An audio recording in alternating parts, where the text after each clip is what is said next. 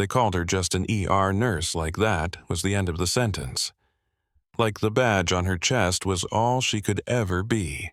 But what happens when the people who outrank you freeze, and the people who need you are bleeding out in front of your shoes? Cape Liberty Medical Center hums under harsh fluorescent light, the air sharp with antiseptic and burnt coffee. Dr. Logan Kincaid doesn't even look up when he barks, "Silene. Bandages, make it quick." Riley Hart moves on instinct, swallowing the sting, pretending it doesn't cut. Then the overhead speaker snaps to life. Mass-casualty. 8 pediatric criticals. 12 minutes out. In the next 3 hours, rank won't matter. Protocol won't save them. Only skill will. Stay with me to the moment the room realizes who she really is. Like, comment where you're watching from and don't look away. He said it like a verdict, just an ER nurse, and Riley Hart let the words slide past her face as if they belonged to someone else. She kept moving because movement was safer than reaction, because in a place like Cape Liberty Medical Center, people noticed the wrong things. They noticed tone. They noticed posture. They noticed pride. Pride was expensive. Riley's hands stayed steady as she pulled saline from the shelf and pressure dressings from a drawer she could have opened blindfolded. The supply room smelled of plastic and iodine, clean enough to hide what happened in the bays. She returned to Trauma 1 and placed the items into Dr. Logan Kincaid's palm. He did not say thank you. He did not look at her. His attention belonged to the monitor, and the room's orbit belonged to him. A resident hovered at Kincaid's shoulder, half a step behind, trying to match the man's confidence. Kincaid's voice dropped, but not enough. "Just an ER nurse," he said. "Don't let her get cute." The resident laughed too fast. Riley did not. She checked the crash cart seals with quiet precision. Then she moved to the med station where the computer screens cast pale light on exhausted faces. The ER had its own weather, its own pressure system. Some shifts rolled in like summer storms, loud and brief. Others sat heavy for hours, a long, low front that never broke. Today felt like the second kind. Phones rang. A child cried somewhere behind a curtain. The scent of burnt coffee clung to the air, bitter and stale. Riley worked nights when she could, doubles when she had to. Fayetteville was not a forgiving city if you fell behind on rent, and she had learned not to fall behind. Her apartment was a narrow place above a barber shop off Bragg Boulevard, one window that rattled when trucks passed a carpet that held the smell of old smoke. She did not decorate. She did not invite people over. She slept like a person who did not fully trust silence. At the hospital, she kept her locker organized with a discipline that made new nurses whisper about her. Extra scrubs folded into rectangles. Gloves stacked by size. Hair ties in a small tin. A granola bar tucked into the corner for the nights when she forgot to eat. On the inside of the locker door, taped behind an outdated employee parking notice, was a small piece of cloth she never touched. A combat medic insignia faded at the edges. It did not belong in a civilian hospital. It did not belong in her life now. She had tried to throw it away once. Her fingers had closed around it, and her throat had tightened, and she had put it back like a person returning a weapon to a safe. Kincaid had arrived 2 weeks earlier, fresh from trauma fellowship, with polished shoes and a badge that still looked unhandled. He moved through the ER as if it were a stage built for him. He liked to stand in doorways where people had to go around him. He liked to speak loud enough that others learned his opinions without asking. On his first morning, he called an impromptu meeting in the staff room. The room was too small for 20 people, and the air smelled like microwaved noodles and stress. Nurses leaned against counters holding paper cups. Techs lingered near the doorway, ready to slip away if a call light went off.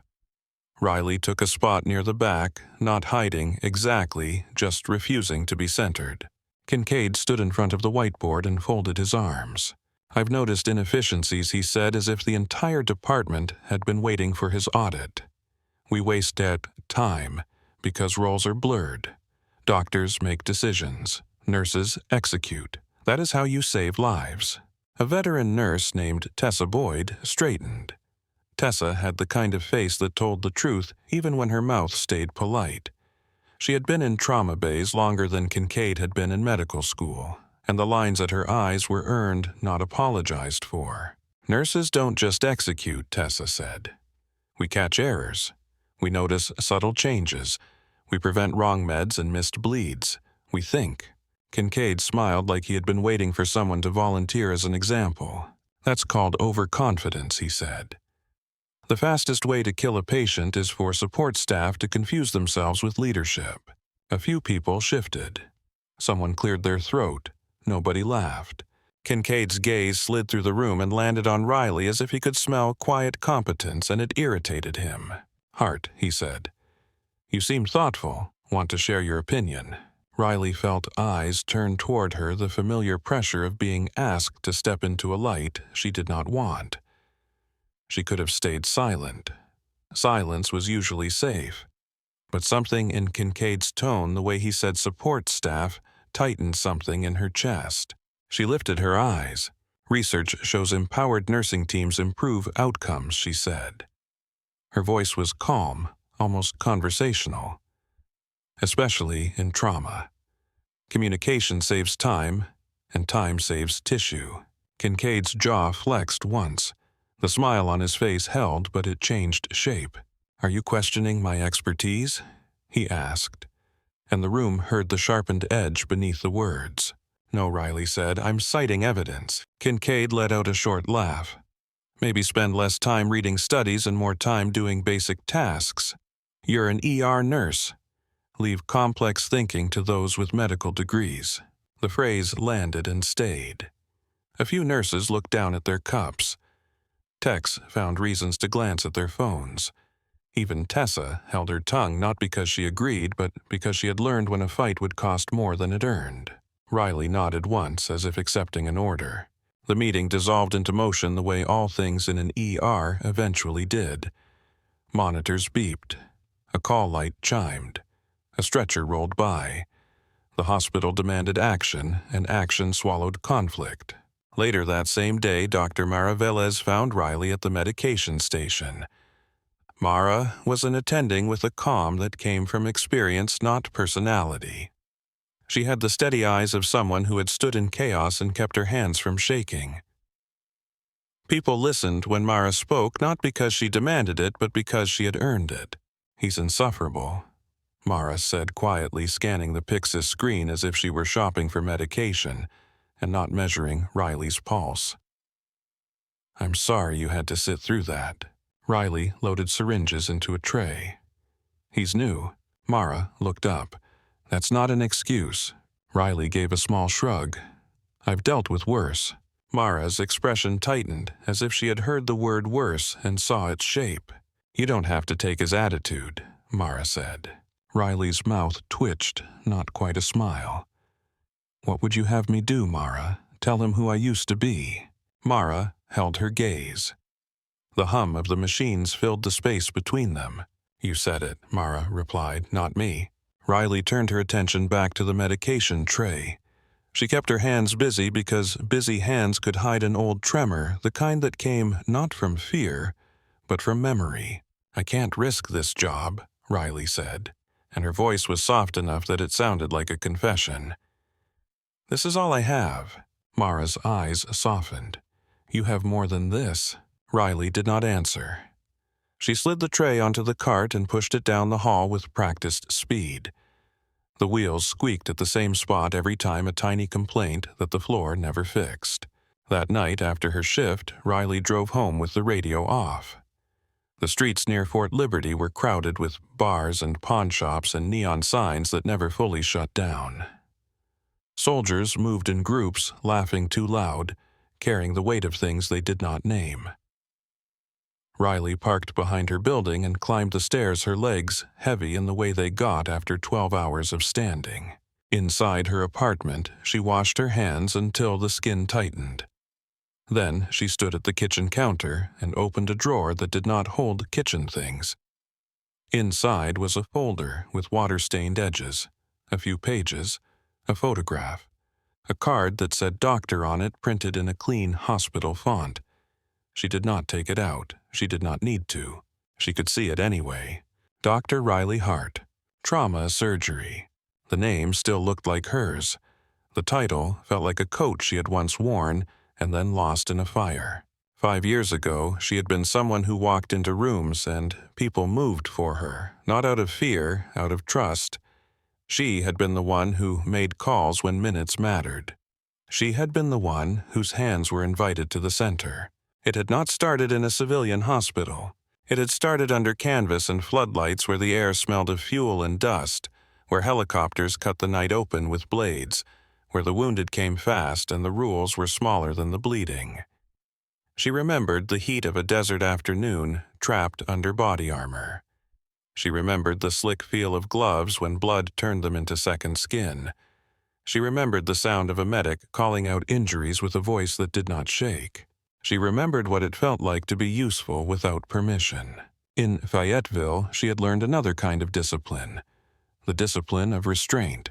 At Cape Liberty Medical Center, she was Nurse Hart. She took vitals, she started IVs.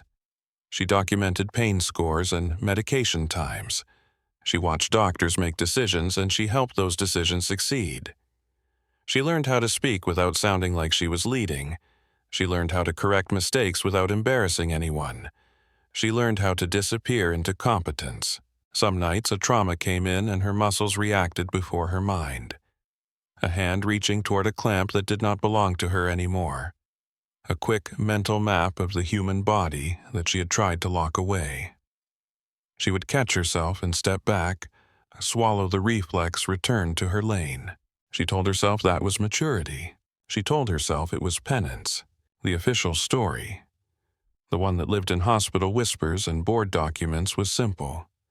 She had violated consent. She had crossed a line. She had paid. The real story was less neat. It had been a motorcycle crash brought in under harsh lights, the kind of case that made the trauma room go quiet. A man named Grant Maddox's massive head injury, swelling numbers that did not look hopeful. The family had gathered in a waiting room that smelled like disinfectant and fear. They were devastated and furious, and someone had told them there was no chance. Riley had looked at the scans and felt her stomach turn not from horror, but from possibility. She had seen something that did not fit the finality in everyone else's voices. A pattern. A small detail in the way the injury presented. A window no one wanted to believe existed. She had argued.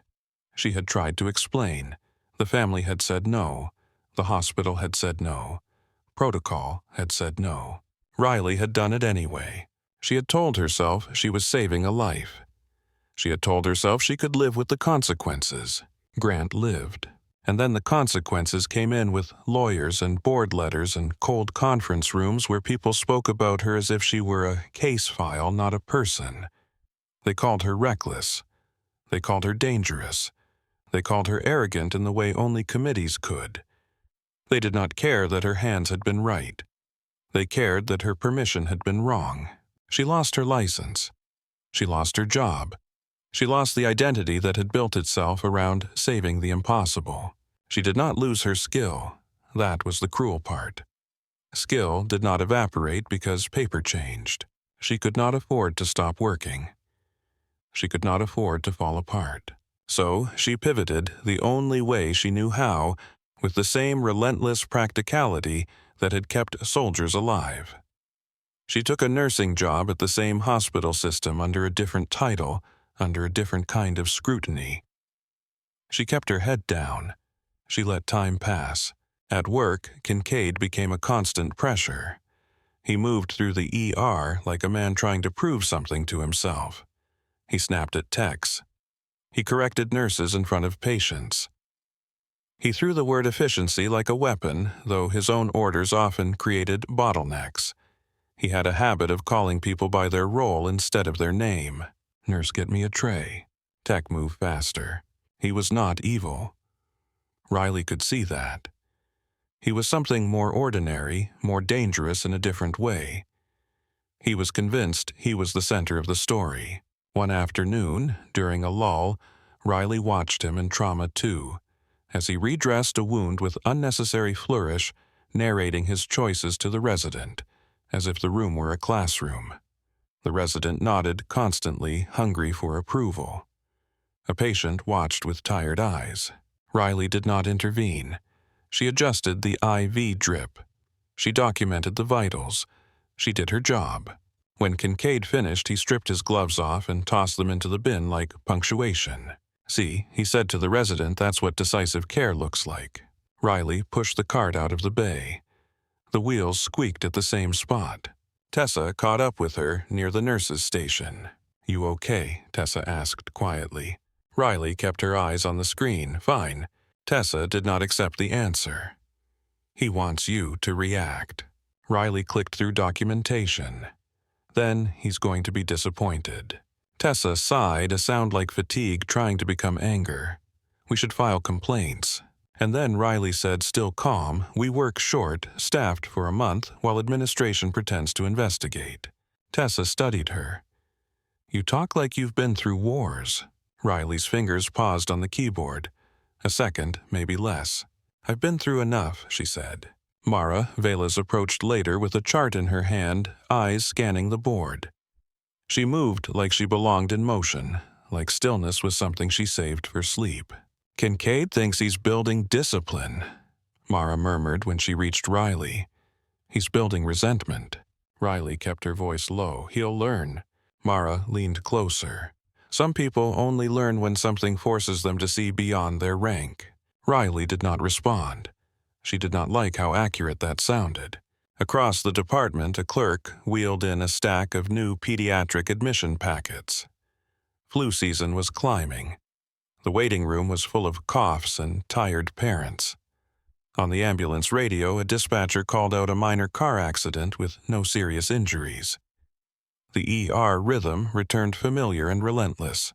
Riley moved through it with the quiet focus that made her valuable and invisible at the same time. She taped down a child's IV line with gentle care. She coaxed an elderly man into letting her check his blood pressure.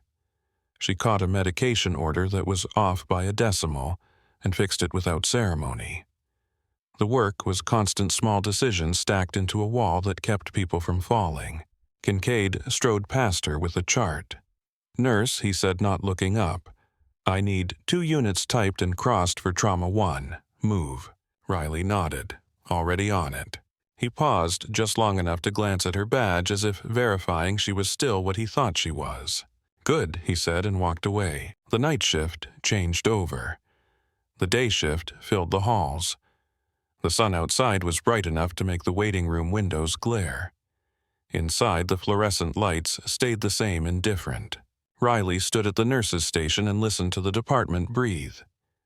The hum of vents, the chime of monitors, the occasional shout quickly swallowed by curtains. Then a sound cut through it, sharp and official, and every head turned toward the ceiling. The overhead speaker clicked once like a safety being released. The overhead speaker clicked once like a safety being released, and the entire department held its breath. "Mass-casualty alert," the operator said, voice steady with practice. "Multi-vehicle collision near Fort Liberty. School activity bus involved. 8 pediatric critical patients inbound. Estimated arrival 12 minutes. All available personnel to the emergency department."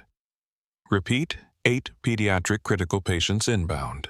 For half a second, nothing moved. Then everything did. The charge nurse, Denise, snapped her clipboard shut and stepped into the center aisle.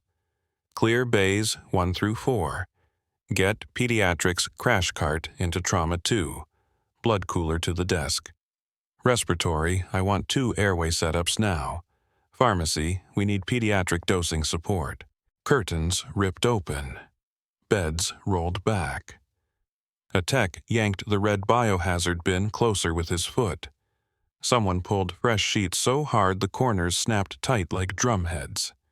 The air sharpened as if the building itself had shifted into alert status. Riley felt it in her body, before her mind caught up the familiar tightening across the shoulders, the narrowing of vision to what mattered. The ER did this on ordinary days too, just smaller, slower. Today the change was instantaneous. It felt like an alarm on a base, the kind that told you the next minutes belonged to discipline or death. Dr. Logan Kincaid strode into the middle of the action as if the announcement had been written for him. He raised his voice without shouting, a voice trained to be heard. Listen up. I am running triage. I am directing care. We do not improvise. We do not freelance. Nurses follow orders exactly. No independent decisions. Denise's mouth tightened, but she did not challenge him. Not here. Not now. Her eyes flicked across the room, counting hands, assigning by look alone. Trauma shifts were chess played at speed. You did not argue while the clock was chewing through children's blood volume. Riley pushed past a cart and reached for the pediatric airway kit. The plastic packaging crinkled under her gloves. She checked the laryngoscope blades, the tubes, the suction catheter sizes. She moved like she had done it 1,000 times because she had just not in this building, not under this title. A respiratory therapist named Malik rolled up beside her with an oxygen tank that clanged softly against the wall. 8 kids, he said, eyes wide. From a bus.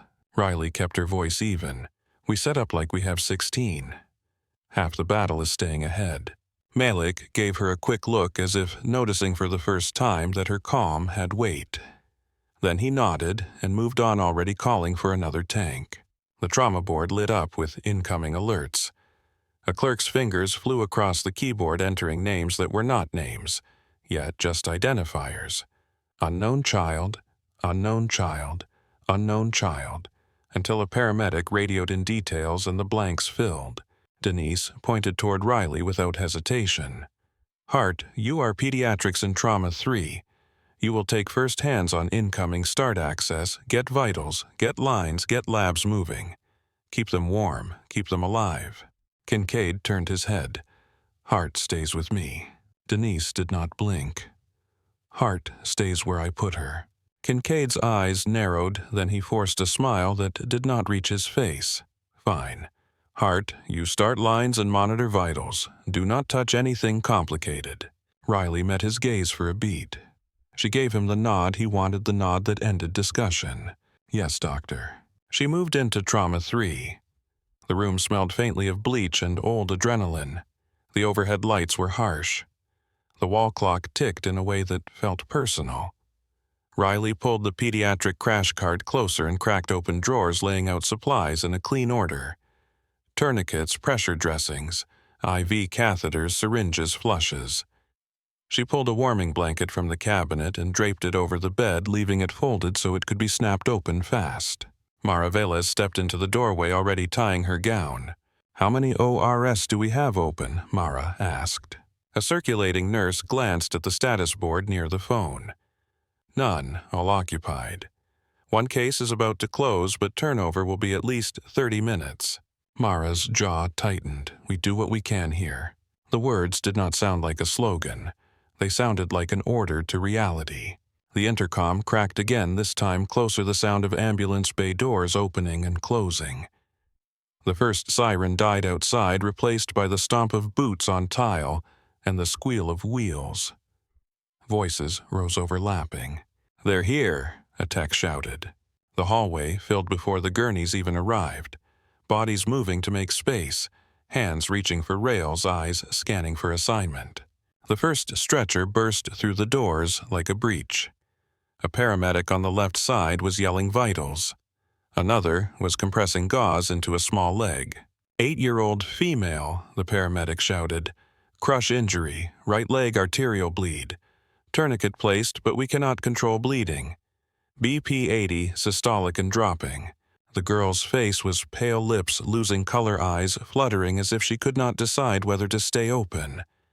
A school lanyard was twisted around her wrist, the plastic badge cracked.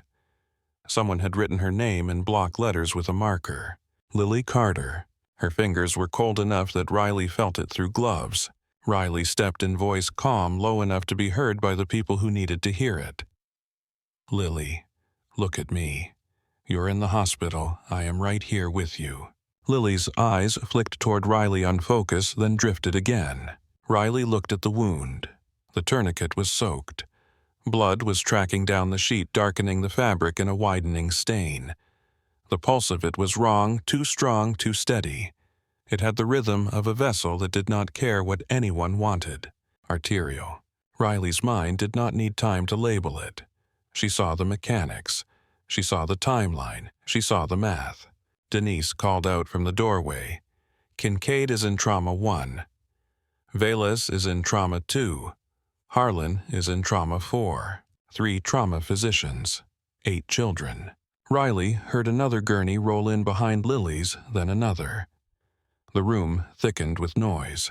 6-year-old male respiratory distress, SATs in the 70s. 9-year-old female head injury pupils, unequal seizing en route. 10-year-old female blunt chest trauma, lost pulses twice.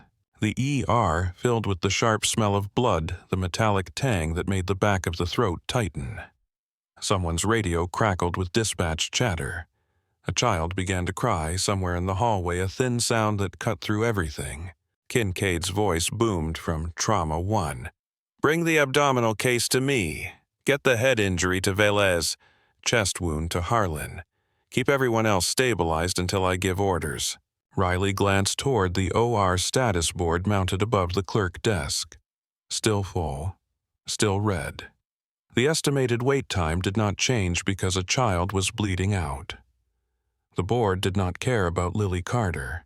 A paramedic leaned closer to Riley, urgency spilling through every word. She is not making it to surgery, not in 30 minutes, not in 10. Riley's eyes stayed on Lily's face, then on the monitor the tech had just slapped on her. Heart rate, high pressure sinking. The oxygen saturation wandered down like a tired animal. Riley reached for another tourniquet tightened above the existing one. Blood still seeped. She packed gauze, pressed hard, felt the give of tissue, felt the pulse pushing past her efforts. Her hands knew what this was. Her hands knew what fixed it. But her badge said nurse. Across the hall, Mara Velez bent over a gurney with a 9-year-old girl whose body jerked with seizure activity. Mara's voice was sharp, controlled. Get me mannitol. Start hypertonic saline. I need a CT slot now. In Trauma 4. Dr. Harlan struggled with a boy whose chest rose unevenly, one side lagging behind the other. Malik was already there, adjusting oxygen flow, eyes darting between the kid's face and the monitor. In the center of it, Kincaid moved like a conductor determined to prove control could replace numbers. He shouted orders. He demanded updates. He snapped at a nurse who handed him the wrong-sized catheter, as if the fault was moral, not mechanical. Riley heard him say, nobody touches anything unless I say so. Lily's monitor answered with a dropping pressure. Riley leaned in close to the girl's ear. Lily, you stay with me. You hear me.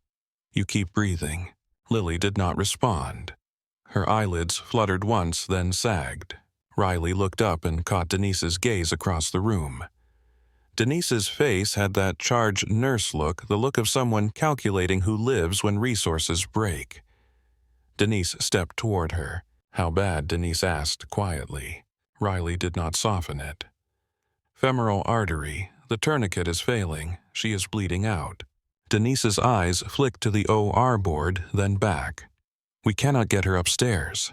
I know, Riley said. Denise hesitated, as if she wanted to ask a question she did not have permission to ask. Then she forced herself away because another child was coming in and the department was splitting into fires. Riley's throat tightened. She could hear her own pulse in her ears. She could feel the old reflex, the part of her that stepped forward in chaos, because that was what she had trained for, what she had done, what she had been. She forced herself to speak in the language this place understood. She pushed a button on the wall and called across the curtain line. Dr. Velez. Mara's head turned sharply. For a moment, her eyes were not on her patient, but on Riley. And Riley saw the recognition there, the kind that lived beneath professional restraint. I need authorization, Riley said. She kept her voice clinical as if the words were just another order. Emergency vascular repair. Right here. The words landed like a tool dropped on tile. Mara blinked once. Riley, she said, and it was the first time she used Riley's first name in the middle of a trauma. You cannot. Riley held her gaze. She is dying. She has minutes. Mara looked at Lily, then at the wound, then at the OR board that did not change. Kincaid heard the word repair and spun toward them, face tightening. What did you just say? He demanded. Mara did not look away from Riley. I heard her. Kincaid strode closer, gloved hands half raised as if he could physically stop the conversation. She is a nurse. Riley did not flinch. She is a child. Kincaid's eyes flicked to Lily and back, annoyance and doubt fighting for space. You start another line. You push fluids. You do not cut open a patient. Riley's voice stayed steady. Fluids will not replace a severed artery. She is leaking faster than we can pour. Kincaid stared at her as if she had committed a social violation, not a medical statement. Mara's patient let out a ragged sound, and Mara turned back just long enough to check her monitor. Then she looked back to Riley, the decision grinding behind her eyes. Mara's voice dropped lower for Riley alone. Your badge, she said. The board, the law. Riley did not argue the point. She did not pretend there was a clean option. Her pulse is leaving, she said. If you want her alive, this is the only way. Mara's jaw clenched hard enough to show muscle. She looked around, taking in the room like a battlefield map. 3 doctors, 8 kids, 1 OR, pipeline blocked. The math did not bend. Mara exhaled once controlled. Then she spoke clear enough that the room heard it. Do it, Mara said. I am authorizing under emergency conditions. I will take responsibility. The sentence was not dramatic. It was paperwork, spoken out loud with a spine behind it. Kincaid's face changed disbelief, flashing into anger. You cannot authorize a nurse to perform a vascular repair. Mara turned her head slowly. Her eyes met Kincaid's with a calm that felt like threat. I am authorizing a procedure that saves a life, Mara said. If you disagree, come do it yourself. Kincaid looked toward his own bay, where his abdominal case was crashing. A nurse shouted his name. A monitor alarmed. Kincaid hesitated, trapped between the performance of control and the reality of shortage. Mara's tone sharpened. If you're not going to help here, move. For a split second, Kincaid looked like he might argue anyway. Then he heard his own patient decompensate, and his body turned toward the louder emergency. He stalked away, jaw-tight, shoulders rigid, leaving his words behind like debris. Riley did not waste the space his absence created. She snapped her gloved hands toward the instrument tray. Tessa, she called, and her voice carried authority without raising volume. Tessa appeared at her shoulder instantly, eyes wide. Riley, what are you doing? Setting a field, Riley said. Sterile drape, more light, suction. 2 units O negative ready. Tessa froze for half a heartbeat, then moved. Her hands were fast, her competence reflexive. The room had taught her that if someone spoke with that kind of certainty in a crisis, you either helped or got out of the way. Denise reappeared, face tight. We have incoming in the hallway. Noah is saturations in the 60s. Grace is seizing. Sadie lost pulses again. Riley did not lift her eyes from Lily. Get Malik to Noah. Get Harlan off his chest case if he cannot stabilize. Tell Denise in triage to keep the flow moving. This child stays alive. Denise stared at her, then nodded and moved because even the charge nurse recognized the tone of someone who had been here before. Riley leaned over Lily. The girl's eyelashes fluttered damp with tears, or sweat, it was hard to tell. Her chest rose shallowly as if every breath was a negotiation. It hurts, Lily whispered so faint Riley almost missed it. I know, Riley said. She kept her voice low, close human. You are going to feel pressure. You keep looking at me. She drew up local anesthetic with hands that did not shake. She injected around the wound with practiced care, watching Lily's face for the subtle signs of panic of fading. She could not afford either. Mara stepped in behind Riley, still wearing her trauma gloves, still half tethered to her own patient by obligation and triage. She moved to Riley's side and glanced down at the wound. Mara's voice was quiet. "Tell me what you need." Riley did not look up. "Retractors. Vascular clamps. Sutures 50 and 60. Warm saline." Mara reached for supplies like someone who knew the rhythm. She did not ask how Riley knew. She did not ask where the muscle memory came from. She just worked. The trauma bay around them raged with sound. A child cried. A nurse shouted for epinephrine. Malik called for a needle. Somewhere a metal tray clattered to the floor. Shoes squeaked on tile slick with spilled fluids. The air was thick with urgency and the wet sting of antiseptic. Inside Trauma 3, the world narrowed. Riley's fingers pressed into the wound edges, separating tissue with deliberate care. She found the pulsing source, the bright red spurt that refused to be controlled by pressure. She saw the torn vessel, the jagged split that was emptying Lily like a leaking tank. Her mind spoke in measurements, angles, steps, the old language returning without permission. Clamp, expose, control proximal, control distal. Riley reached for the first clamp. Her hand closed around it. The metal felt familiar in a way that made her chest ache. Across the curtain line, Kincaid's voice rose again, strained now, no longer confident. "I need another set of hands in Trauma 1. No one answered immediately. Everyone had blood on their gloves. Riley positioned the clamp at the edge of the torn vessel and felt the precise moment resistance change the moment she had control. Lily's monitor continued to scream, but it no longer sounded like a countdown. The clamp held. The bright red surge that had been painting the sheet slowed to a frantic seep, then to nothing at all. Riley felt the exact moment the room stopped being a losing fight and became a salvage operation. "Pressure is climbing," Tessa said, voice tight. She stared at the monitor as if it might betray them. 85 systolic, 90. Riley did not celebrate. She adjusted her grip, exposed the torn vessel, and worked in the narrow space between soft tissue and hard consequence. Her fingers moved with a calm that did not come from confidence. It came from repetition burned into nerve and bone. Mara leaned in close, holding retraction without shaking. Her eyes tracked every motion, not with suspicion, with attention. "You have proximal control," Mara murmured. Riley nodded once. Distal next. She placed the second clamp, and the bleeding stopped entirely. A small silence opened inside the larger chaos, a pocket of quiet, where the only sound was Lily Carter's ragged breathing and the wet click of suction. Lily's eyelids fluttered. Her lips had color again, faint but real. Riley drew suture with a smooth pull, felt the familiar bite through vessel wall, and tied a knot without looking at her hands. She did not need to. Her hands knew where they were. "Warm fluids," Riley said. "Keep her temperature up." Denise appeared at the doorway, eyes sharp. "We have 2 more crashing in the hall.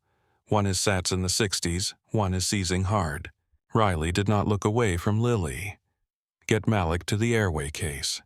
Get Harlan to the chest if he is not already. Tell Kincaid I need blood in here and I need it now." Denise hesitated. "Kincaid is demanding updates every 30 seconds. Riley's voice stayed flat. "Then give him an update. Tell him this child is staying alive." Denise stared for a heartbeat, then nodded and moved as if she had just taken orders from someone who outranked her, even though nobody had said so. Riley finished the repair with quick, precise stitches. She flushed the line and watched the vessel fill. Blood moved where it was supposed to move. Lily's skin warmed by degrees. Tessa whispered as if loudness might break it. "How do you know how to do this?" Riley tightened the last knot. "Because she needed it." Mara's eyes flicked to Riley's face, close. "Get pressure dressing, then move." Riley released the clamps in sequence. The repair held. The pulse returned at Lily's ankle, faint but there. A small hand that had been cold began to warm. Lily made a thin sound, a whimper that was more exhaustion than pain. Riley leaned close. "You did good, Lily. Stay with Tessa. She is not leaving you." Lily's eyes opened a sliver. She looked at Riley as if trying to memorize a face in a storm. Tessa adjusted the blanket and took Lily's hand. I've got you, sweetheart. Riley stripped off her gloves, tossed them, and pulled on a fresh pair. She stepped out of Trauma 3 into a hallway that felt like a corridor between impact zones. The department was not an emergency room anymore. It was a triage line. It was a sorting point for lives, and every person in it moved with a purpose sharpened by fear. A gurney slammed into the wall near Trauma 2. Malik was there, face set, hands already working on a small boy whose chest rose like it was fighting. "SATS 72, Malik called out. "He is not moving, air on the right." Noah, a paramedic, shouted. 6 years old. Hit by debris. He was talking in the field, then he started gasping. Noah's eyes were wide and wet. His fingers clawed at the oxygen mask. Each breath sounded tighter than the last. Dr. Harlan pushed in, scanning. "Bag him." Malik tried. The bag met resistance, stiff as if the lung was refusing to inflate.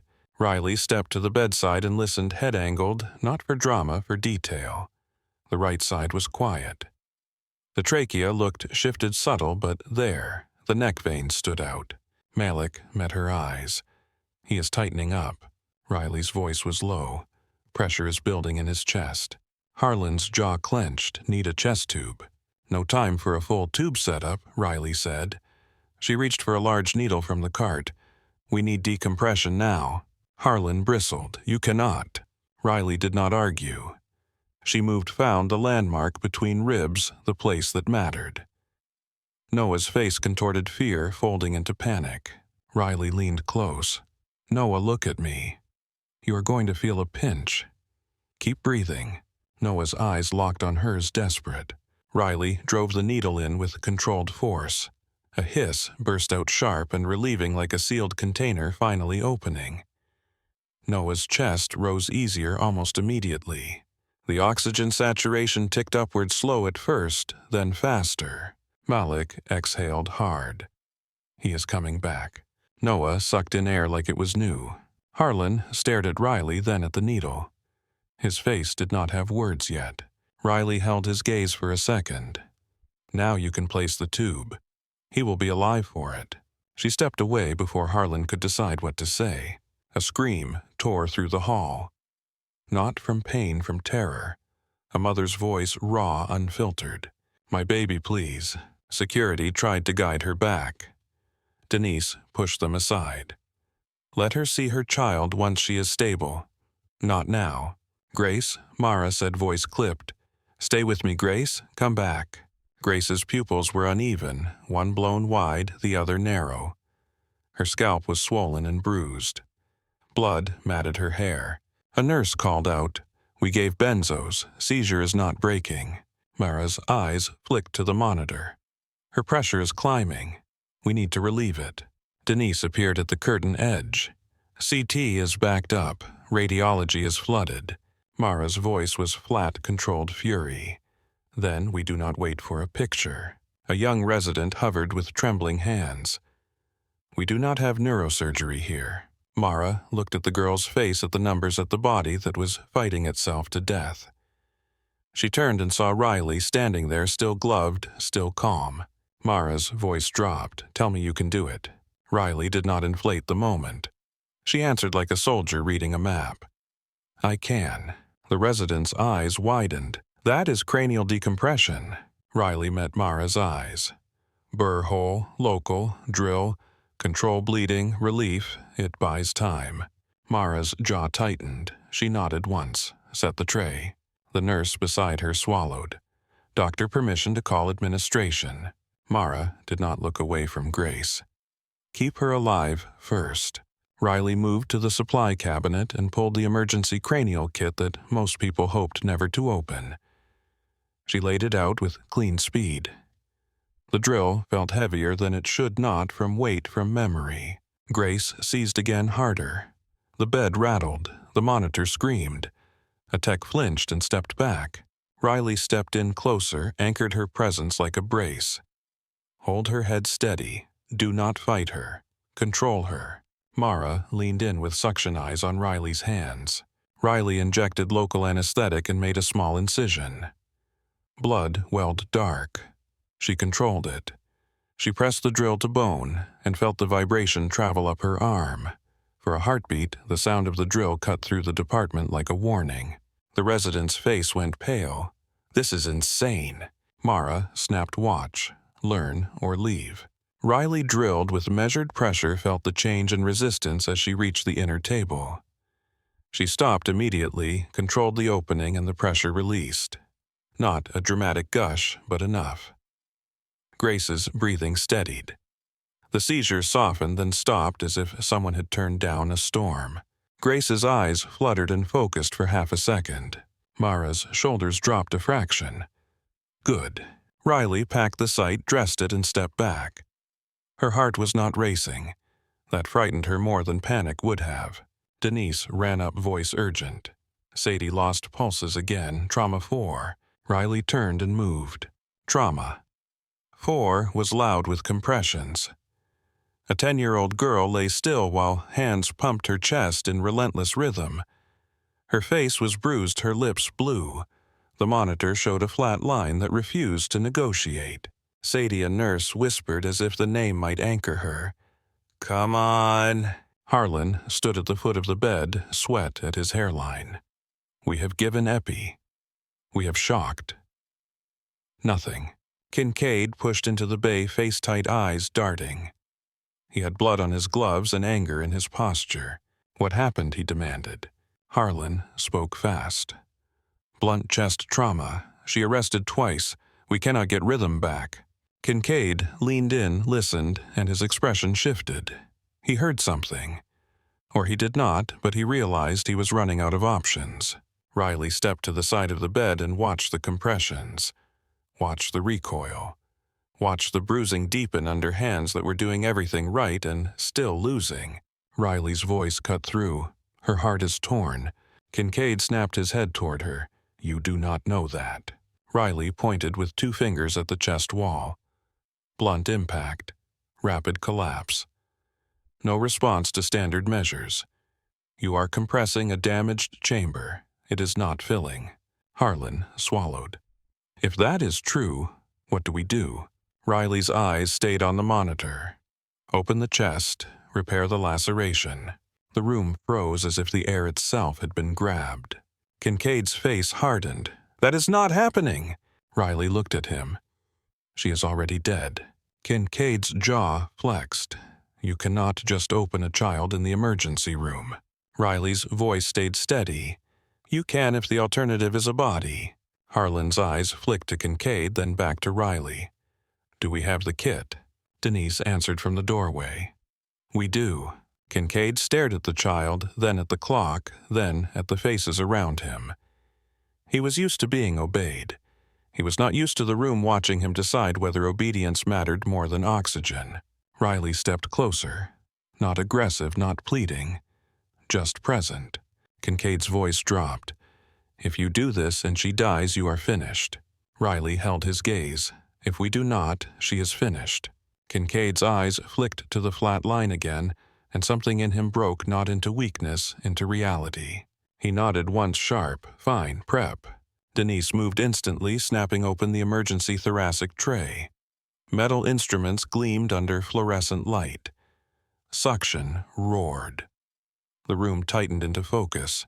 Riley washed her hands quickly as sterile demanded, then pulled on fresh gloves. Mara appeared at the doorway, still in trauma gear, eyes scanning. "You are doing this," Mara said to Riley. Riley did not look up. "Unless you want to." Mara stepped in and took position opposite her. "I am here." Kincaid hovered, hands half raised like a man about to step into a fight he was not sure he belonged in. "I will supervise." Mara's eyes cut toward him. "Then supervise. Do not interfere." Riley made the incision with clean speed. The skin opened. The chest wall yielded. Blood welled dark and fast.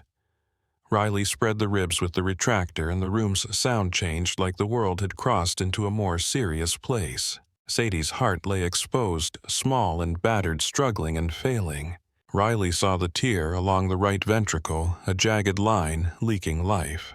"Suction," Riley said. Mara positioned suction immediately. "You have it." Riley placed her fingers to stabilize, then drove suture through myocardium with controlled precision. The tissue was delicate. The stakes were absolute. She tied a knot, then another, her hands moving with a confidence that did not belong to a nurse's job description and did not care. The bleeding slowed, then stopped. The monitor flickered. A faint rhythm appeared, uncertain at first, then steadier. A nurse at the head of the bed shouted, "We have pulses." The room exhaled in a single ragged wave. Riley did not stop. She checked the repair, reinforced it, then guided closure enough to stabilize. This was not a perfect surgery, it was survival. Sadie's heart beat under Riley's hands like a small engine, refusing to quit. Kincaid stared, and his face had lost its arrogance. It looked older. It looked like shock. Riley stepped back and stripped off gloves that were slick with blood. She looked at the nurse doing post-arrest care. "Get her warm," Riley said. "Get blood gases. Prepare for operating room the moment it opens." The nurse nodded, eyes wide. Yes. A tech at the doorway whispered, "How is this real?" Nobody answered. A code alarm sounded down the hall. Another child. Denise ran up, breath hard. Kayla is crashing. Pelvic injury. Pressure is falling fast and there is no external bleed. Riley turned and moved again.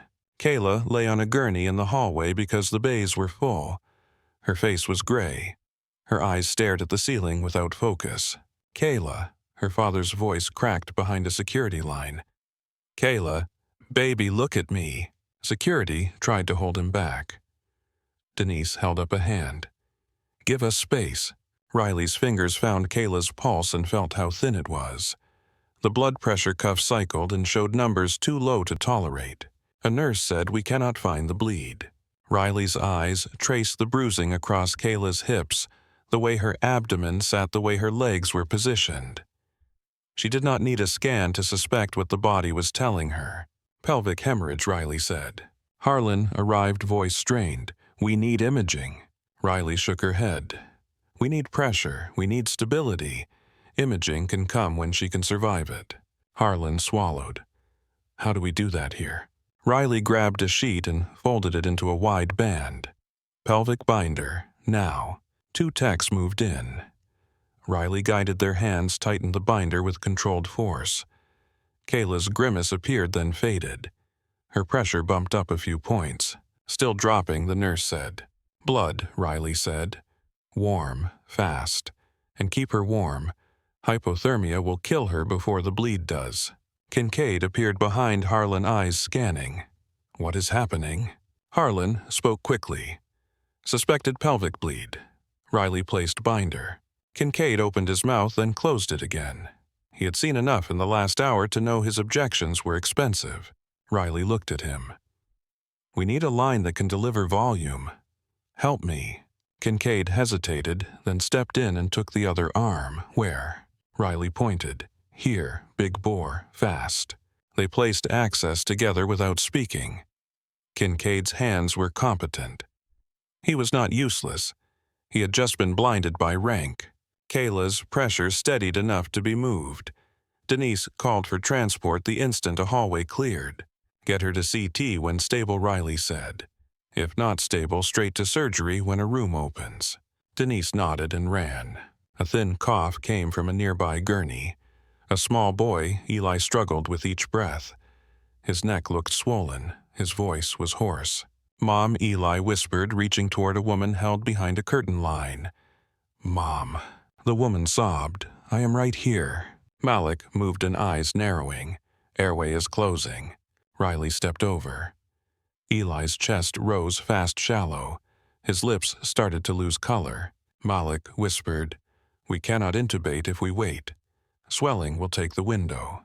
A nurse said, "We need an anesthesiologist." Denise shouted back, "They are in operating rooms and the elevators are jammed." Riley looked at Eli, then at the small kit she had already seen in her mind. Her voice dropped. "We can secure airway here." Malik's eyes flicked to her. "Do you mean surgical airway?" Riley nodded once. Kincaid turned sharply, "No."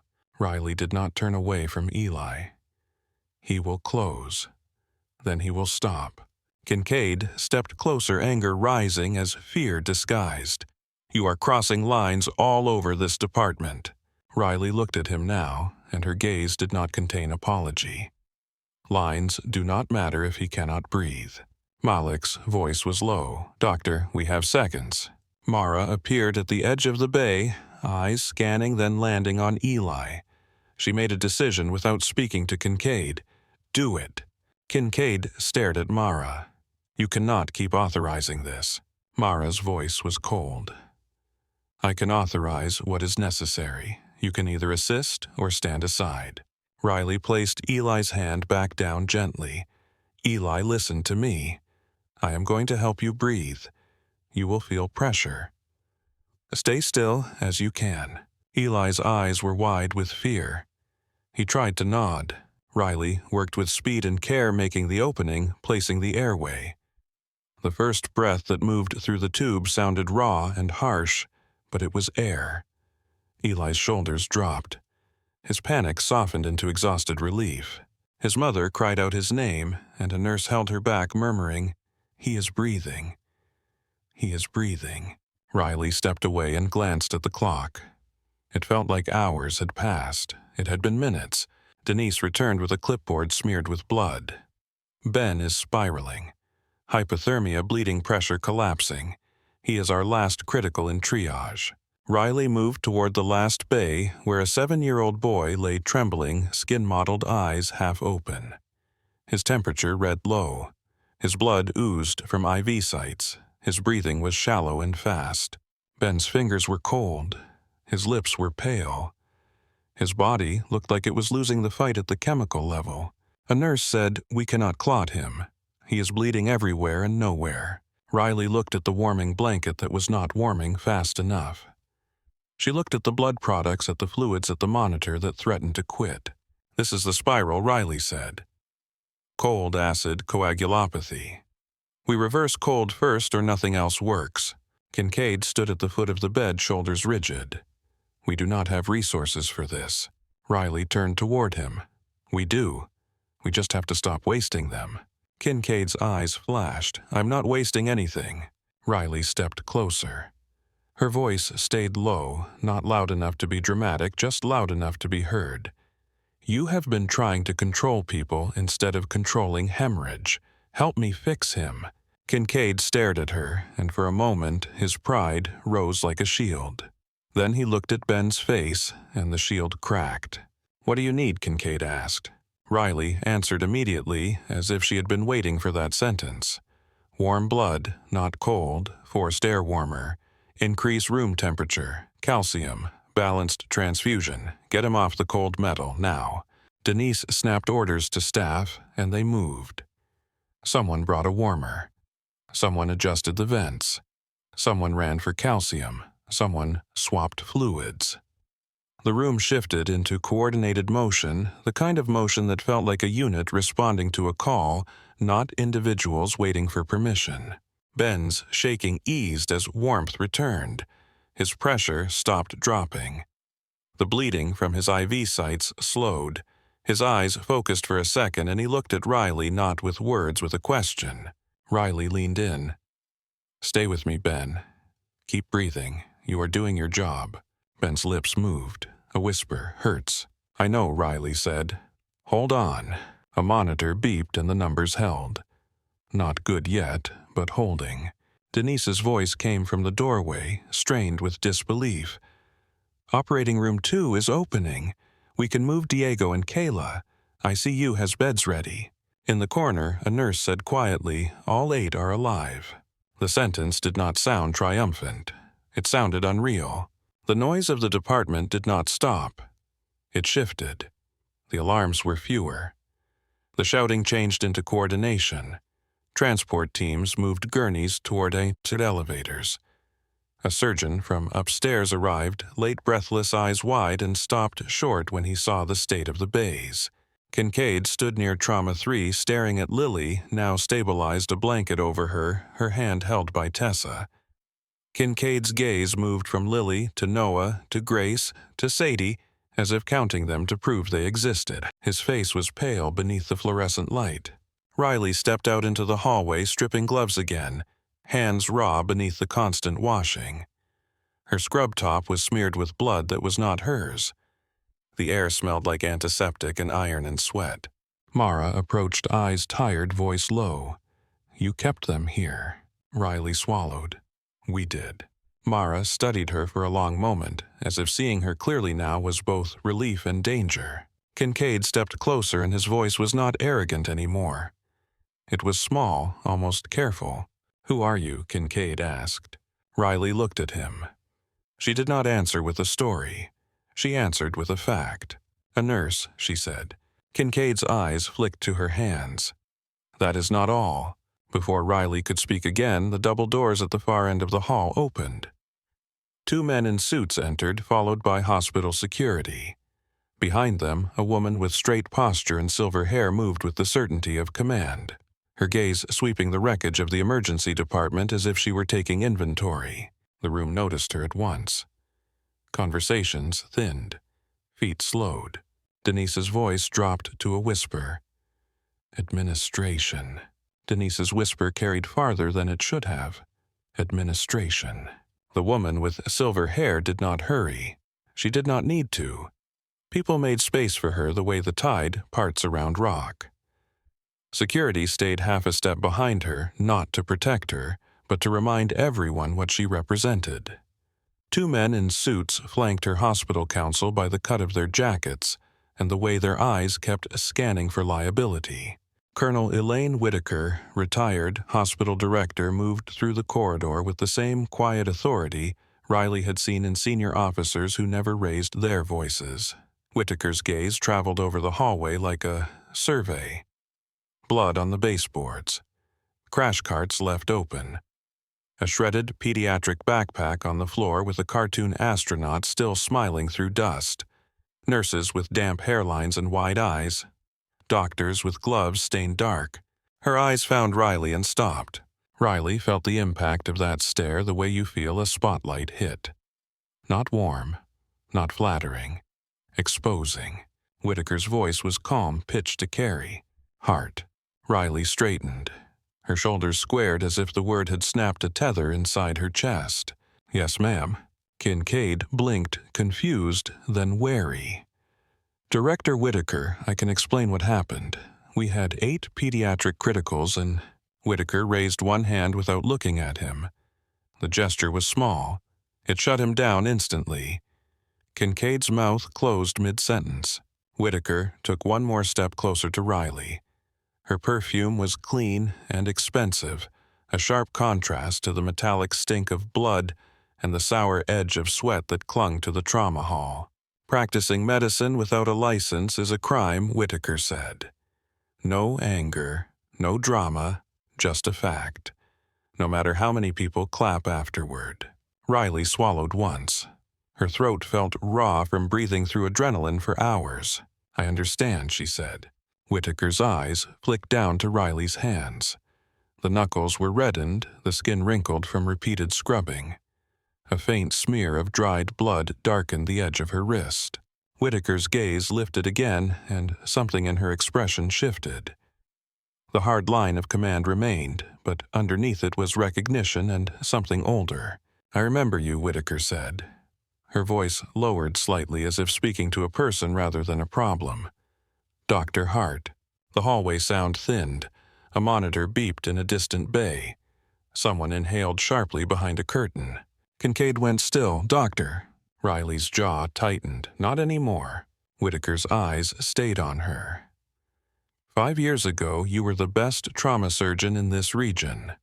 Army trained, combat tested. You ran cases that made other attendings step aside and watch. A nurse near the desk whispered, "That is her." Tessa Boyd's face had gone pale. Her eyes were locked on Riley as if trying to reconcile 2 people into one. Kincaid's voice came out rough. "Why is she wearing nursing scrubs?" Riley did not answer him.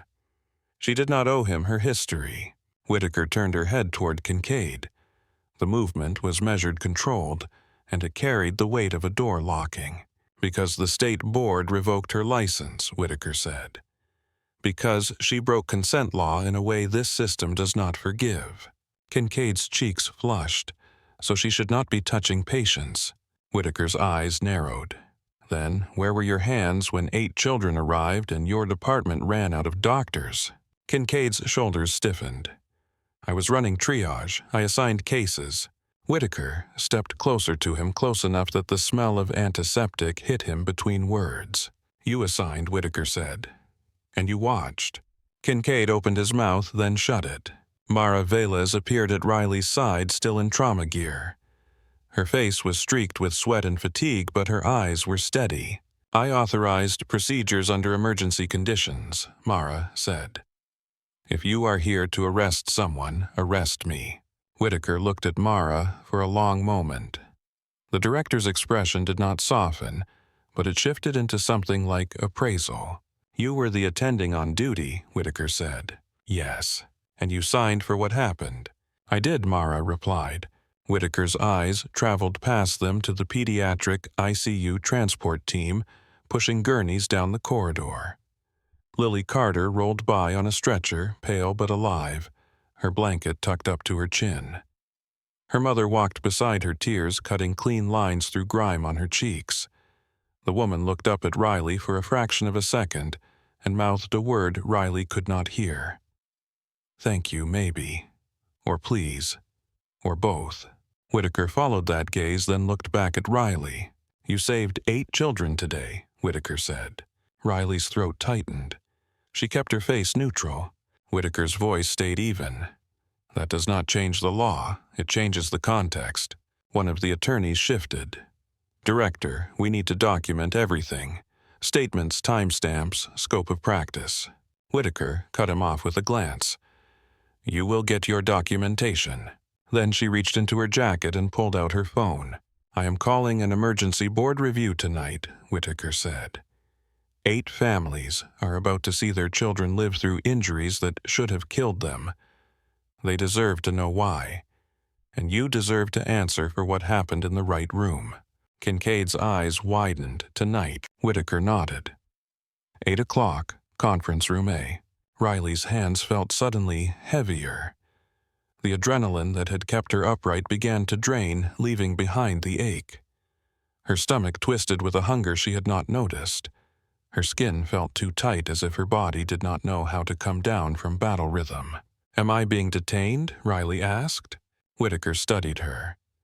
The hallway noise returned in faint waves, footsteps, murmurs, the squeak of a gurney wheel, the distant wail of another ambulance arriving with something less catastrophic. Whitaker's answer was precise. Not yet. Riley nodded once. She could work with that. She had worked with worse. Whitaker looked down the hall again, as another child was rushed past, now stable enough to move, now being handed off to a higher floor with more resources. She watched the team move like a unit, the way they did when someone stopped fighting each other and started fighting the problem. Her gaze returned to Riley. Go home, Whitaker said. Wash, eat if you can. Then come back and sit in front of the people who took your license. Riley's chest tightened. They will not care that children lived. Whitaker's eyes sharpened. Then they will see it on record. One of the attorneys leaned closer to Whitaker. Director, the media is already calling. Someone posted footage. It is trending. Whitaker's expression did not change. Let it trend. Kincaid looked like he might throw up. Footage of what? Tessa's voice came out small, of her hands. Kincaid turned toward Riley, and the arrogance that had carried him into the ER felt distant now, like a uniform he had outgrown in a single shift. You lied, he said, but it was not accusation. It was disbelief. Riley's eyes stayed on him. You never asked who I was. You told me. Kincaid's face tightened, then he looked away. Mara touched Riley's elbow lightly, a quick grounding contact. Go, Mara murmured. I will handle the department. Riley nodded. She peeled off her gloves and tossed them into the bin, then washed her hands again, slower this time, feeling the sting where sanitizer had cracked skin. As she walked toward the staff exit, she passed the waiting room. It was packed with parents, some with bruises on their faces, some with dust in their hair, all with eyes that looked hollowed out. A woman grabbed Riley's forearm gently as she passed. The woman's fingers were shaking. Are they alive? The woman whispered. Riley met her eyes. "They are alive," she said. The woman's mouth opened on a sound that was half sob, half prayer. She let go and covered her face. Riley kept walking. Outside, the air was cold enough to bite. The parking lot lights threw pale cones onto asphalt. Riley stood for a moment beside her car and let herself feel the tremor that had been waiting. It started in her fingers, then ran up her forearms like electricity. Not fear exactly. Aftershock. She sat in the driver's seat and stared at the steering wheel until her breathing slowed. Then she drove home with the radio off, streetlights streaking past like tracer rounds. At her apartment, she showered until the water ran lukewarm. Blood spiraled into the drain in thin pink streams. She scrubbed her nails until they ached. She washed her hair twice. The smell of the ER stayed anyway embedded in skin and memory in the back of her throat. She opened her closet and stared at the only suit she owned. Navy, slightly too tight at the shoulders. A suit she had once worn to job interviews when she was trying to build a new life out of scraps. She put it on slowly. Her hands shook as she buttoned the jacket. In the mirror, she looked like someone trying to impersonate a version of herself she had buried. Her hair was still damp. Her eyes were rimmed red with fatigue. Her face looked older than 35 tonight. She did not put on makeup. She did not try to soften anything. She just stood there and waited for her body to stop trembling. A knock came at the door. Mara Velez stood in the hallway wearing a coat over scrubs. Her hair pulled back, her expression steady. "You ready?" Mara asked. Riley let out a breath. "No." Mara nodded. "Good. Come anyway." They drove back to the hospital in silence. The city looked ordinary: strip malls and gas stations, neon signs blinking. Nothing about the street suggested 8 children had nearly died a few hours earlier. The world outside was always like that. It kept moving indifferent. At Cape Liberty Medical Center, security escorted them through quiet halls to the administrative wing. Conference Room A sat at the end of a corridor lined with framed photographs of hospital founders and plaque-mounted mission statements.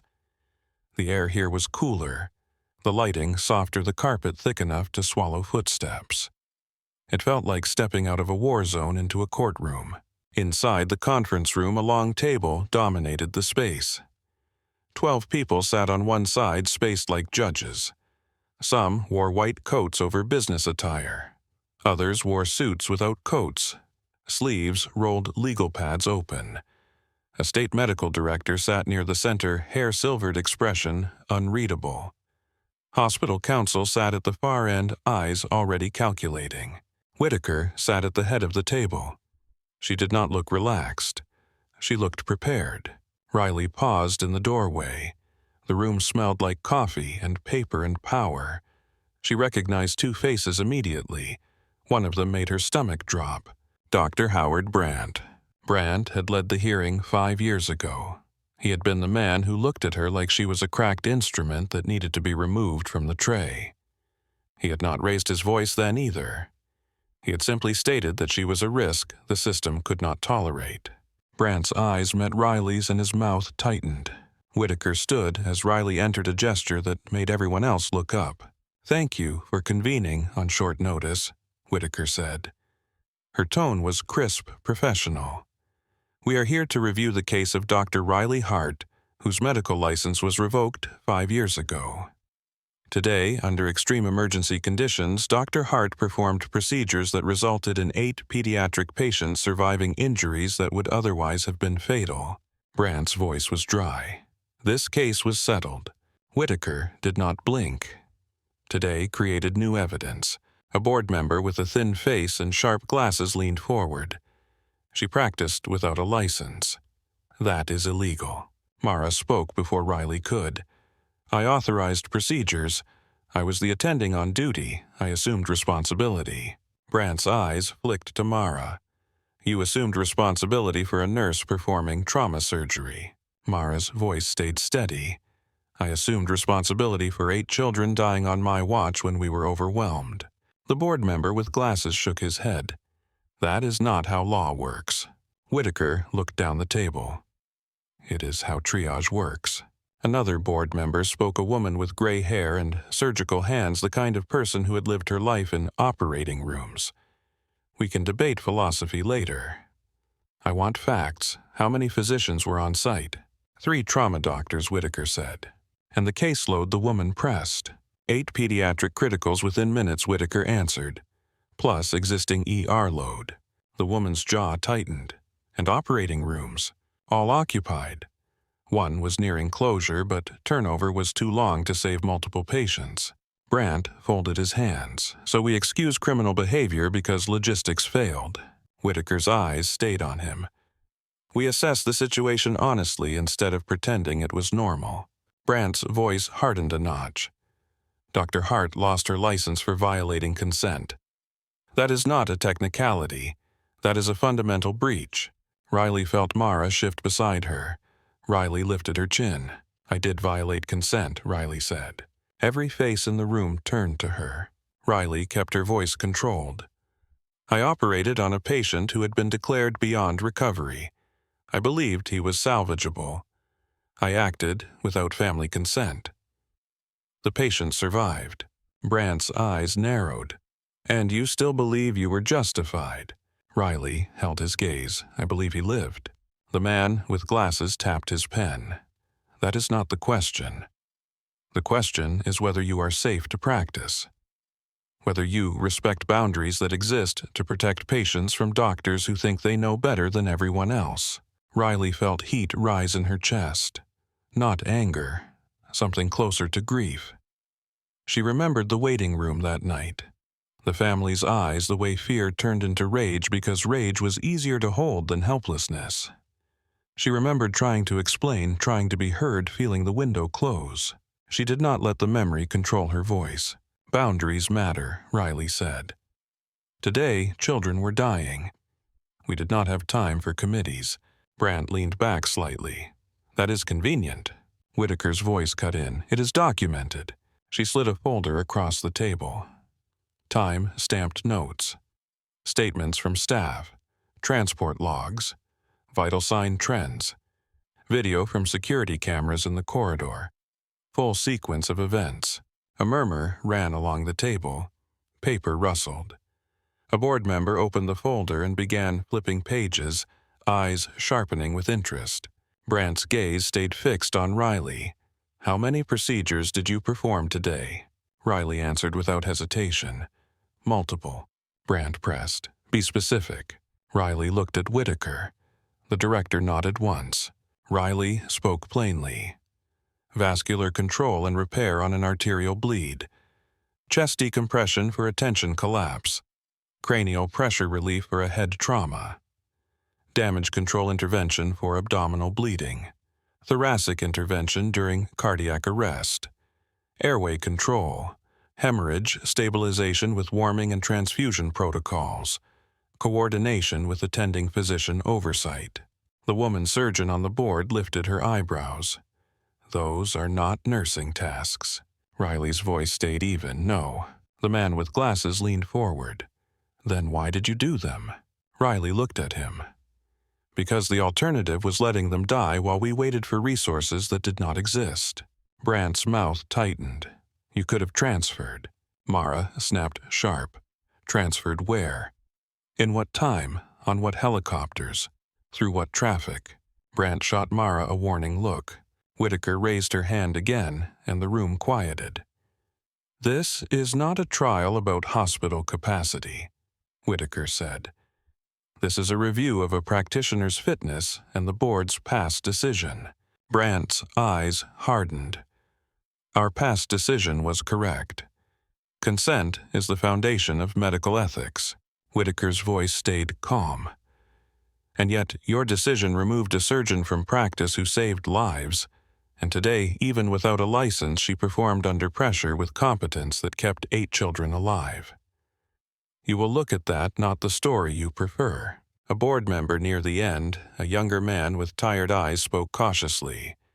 Director Whitaker, even if we accept the emergency, she still committed a crime today. We cannot ignore that. Whitaker nodded. You will not ignore it. You will contextualize it. The man with glasses scribbled something, then looked up. Director, you said new evidence has emerged regarding the original case. Whitaker's expression sharpened. Yes? She looked toward the door. He is here. The conference room door opened. A man in his early 40s stepped inside wearing a suit that fit like armor. He walked with a slight limp, subtle but visible, as if his body still remembered injury even when his mind refused to. Riley felt the room tilt. Grant Maddox. Alive, older, steadier eyes, sharp with the focus of someone who had rebuilt himself. Grant stopped at the entrance and looked straight at Riley. Riley's breath caught. The last time she had seen him, he had been covered in blood and tubes, his skull wrapped, his eyes closed, his life held in other people's hands. Now he stood upright, shoulders squared, jaw set. "Excuse the interruption," Grant said. His voice was firm, practiced, the voice of someone who spoke in rooms like this for a living. "My name is Grant Maddox. I am the patient Dr. Hart treated 5 years ago." The room went silent in a way that felt physical. Brant's eyes narrowed. "Mr. Maddox, your family's complaint is part of the record. We are aware of the lawsuit." Grant took a step forward. "And you are aware that my family was wrong." A board member shifted uncomfortably. Another leaned forward, suddenly attentive. Grant's gaze moved along the table. 5 years ago, I was in a motorcycle collision. Head trauma. Swelling. My family was told I was beyond recovery. They were told there was no meaningful chance. They were advised to withdraw support. Brant's voice was clipped, and Dr. Hart performed an experimental intervention without consent. Grant nodded once. She did. Brant lifted his chin as if confirming his case. "That is the violation." Grant's eyes did not flinch. "And I am standing here because of it." A board member whispered something under her breath. Grant reached into his briefcase and pulled out a thick envelope. He set it on the table in front of Whitaker, then slid copies down the line. "These are my medical records," Grant said. "Neuroassessments, imaging, rehab documentation. I woke up 3 weeks after her procedure. Full cognition. Motor impairment, yes. The limp you see. But alive. Working, married, a father." He paused. His throat tightened slightly before he continued. "I have 2 children," Grant said. "Teenagers now. I have sat in the stands watching them play. I have argued with them about homework. I have held my wife at night. I have lived a life that did not exist in your consensus." Riley felt heat behind her eyes. She kept her face still. She had learned how to hold emotion inside the body without letting it leak. Brant's voice was colder. "Your family still sued. They ruined her career." Grant's jaw flexed. "Because grief makes people desperate for targets. Because they were told she acted recklessly. Because they were told she did it for ego. They were wrong." A board member near the center asked softly, "Mr. Maddox, why are you here now?" Grant looked at Riley. His eyes were bright but controlled. "Because I tried to find her," he said. 3 years ago, I began looking. I wanted to apologize. I wanted to thank her. I wanted to tell her that my family's lawsuit was a mistake." Brant interjected, "The record shows the lawsuit was withdrawn." Grant nodded. "Withdrawn after we learned more. After we understood what she saw. After we realized she did not gamble for pride. She made a call under pressure, and her call was correct." He turned back to the table. "We made a public statement. We apologized. We tried to contact her. She was gone." Riley's fingers curled slightly at her sides. Grant continued. "Tonight I saw news footage of an ER nurse at Cape Liberty Medical Center performing life-saving procedures during a mass-casualty event. They blurred faces. They did not blur hands. I recognized those hands. I recognized the way she moved. I recognized the same calm that kept me alive when everyone else said I was finished." Grant looked directly at Riley. His voice softened just enough to feel real. "Dr. Hart," he said, "I am sorry." The words landed with weight that no hearing had ever given her. Riley felt her throat tighten hard enough to ache. Grant's voice held steady. "My family is sorry. We took everything from you when we should have protected you. We punished you for saving me." Riley's breathing caught. She swallowed. Whitaker watched the exchange, then addressed the board.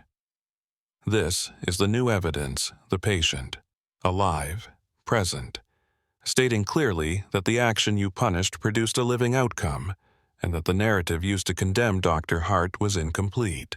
Brandt's face tightened. Outcome does not justify violation. The woman surgeon on the board leaned forward. Brandt, do not pretend outcome is irrelevant. Ethics is not math, but consequence matters. Brandt's eyes flashed. If we allow physicians to ignore consent because they believe they know best, we invite abuse. Grant lifted his hand slightly. No one is asking you to invite abuse. I am asking you to recognize reality. The man with glasses spoke sharply. Mr. Maddox, you are emotionally invested. This board must consider standards, not gratitude. Grant did not flinch. Then consider standards. Consider that I regained cognition. Consider the documentation. Consider that you removed a surgeon from practice based on a lawsuit that was later withdrawn and publicly apologized for. Consider the lost years. The younger board member with tired eyes shifted. Lost years. Grant nodded once. 5 years of a surgeon not practicing. 5 years of patients not benefiting from her skill because paperwork said she was dangerous. Riley felt a low hum in her ears, the sound of blood rushing the sound she got before a fight. She kept her voice quiet when she spoke. I did not disappear because I did not care, Riley said. I disappeared because I was told I was a risk. I believed it. Mara's eyes flicked to Riley. The attending's face softened for a fraction of a second. Brandt's voice was sharp.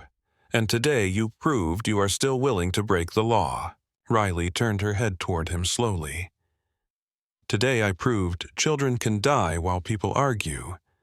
I also proved I can stop that. The man with glasses scribbled again. Director Whitaker, we need to address present liability. If this board reinstates her, we are endorsing her actions today. Whitaker's voice stayed controlled. You can reinstate with conditions. Supervision, review, monitoring. You can enforce standards without erasing skill. The woman surgeon on the board nodded. Conditional reinstatement exists for a reason. Brandt's jaw tightened. This is not a case of a missed continuing education credit. She violated consent. Grant's voice cut in firm. And I am here to tell you the consent debate you are using to condemn her is more complicated than you want it to be. My family wanted to withdraw because they were told there was no chance. Dr. Hart saw a chance. She acted. I lived. We sued because we were grieving and angry. We were wrong. A board member near the center leaned forward, hands clasped. Mr. Maddox, do you understand why consent law is strict? Grant nodded. Yes. Because patients are not property, because families have rights. Because without boundaries, doctors can harm as easily as they heal. He paused, then continued, voice calmer. But I also understand that your strictness can become cruelty when you refuse to account for extraordinary circumstances. Dr. Hart did not make a habit of ignoring consent. She made a decision in one case, and that decision saved a life that all of you had already categorized as lost. Brandt's eyes narrowed. That is your interpretation.